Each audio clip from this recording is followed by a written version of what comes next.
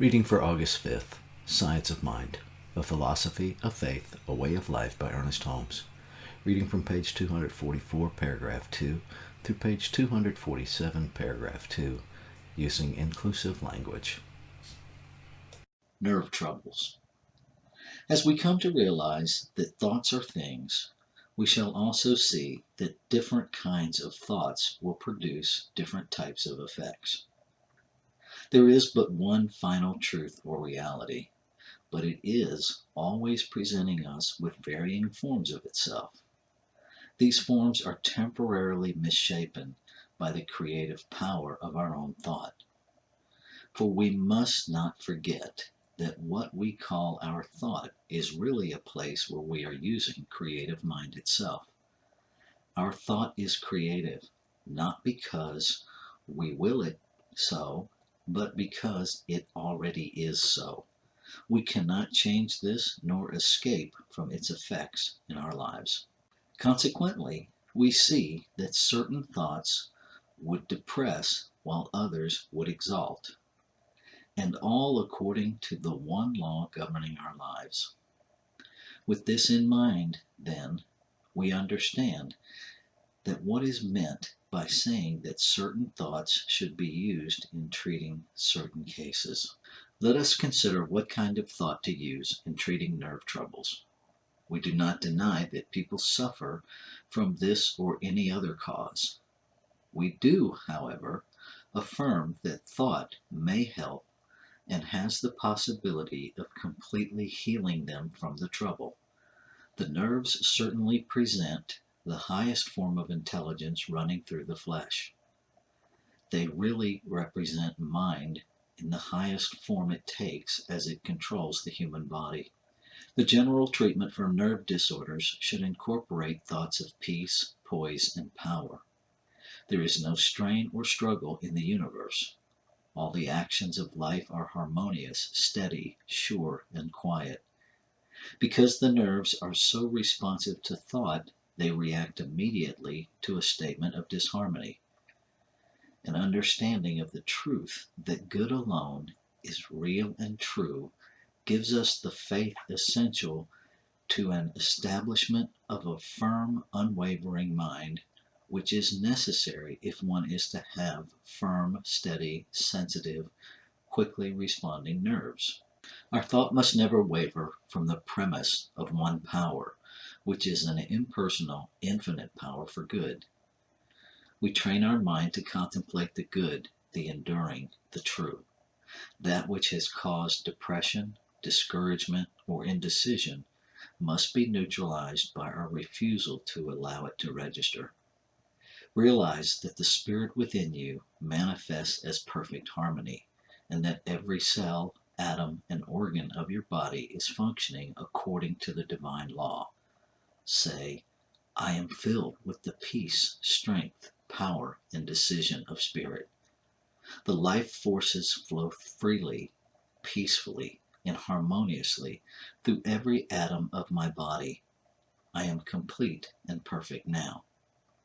The all-powerful mind of the indwelling Christ in me dissolves and dissipates from my mind all belief in indecision, anxiety, depression, and discouragement, for I dwell in the realm of peace. We must heal ourselves from worry. This tension is relaxed as we gain confidence in good, in truth, and in beauty. Faith must overcome fear, and strong statements of faith should be used to erase the thoughts of doubt and worry that have assailed us. I have faith. I am faith. I abide in faith. All doubt and fear have left me. I understand why it is that I can remain in faith. I have complete confidence. I do not waver nor falter in my faith, for I know that God, the living Spirit, is the only presence there is or ever can be. We should also erase the thoughts of yesterday that would rob us of today's happiness. There is nothing arising out of the past that can disturb me. The past, the present, and the future are one unbroken stream of good. I loose all thoughts that in the past have caused anxiety. The Spirit knows no past and is not affected by the belief in any. The past is swallowed up in the victory of a perfect present, which is filled with love and protection. Equally, we must not have fear for the future. I see that the future is bright with promise. It beckons me forward into a more complete realization of my own worth and my rightful place in the universe. All my tomorrows will be happy and filled with harmonious occupations. I look to the future with great and pleasurable anticipation, knowing it will expand my opportunity for radiant self-expression. I love my past and my future and understand that they are but continuations of the one unbroken chain of life. There is no future to be afraid of and no past to bring discord into the present. Such statements will tend to erase any negative stream of causation that may have been set in motion in the past. Waste no time arguing with anyone over these truths. This is true, and it really works. We would better spend our time using the law than arguing over it. Our position is to be proven by demonstration alone. This is the final test of all theories. We should read, study, think, and meditate upon these statements, which tends to calm, to give poise and confidence, and erase all thought of fear and tension. The subjective law can only operate upon that which is given it, so we must be very careful of our patterns of thought. We live in a sea of perfect life, and we should take time to understand and sense this in our imagination. We should think of ourselves as being surrounded by perfect life and poise in an eternal calm. We are in a sea of untroubled waters of life, from which we may freely drink. We must do the drinking. No one else can do this for us. We should hold out the cup of acceptance until it is filled and overflowing with the manifestations of our desires. This chalice of the heart is held up that the heavenly flow may fill it with God's abundant life. The words of peace spoken to the nervous system will remove the tension which produces pain and inflammation of the nerves.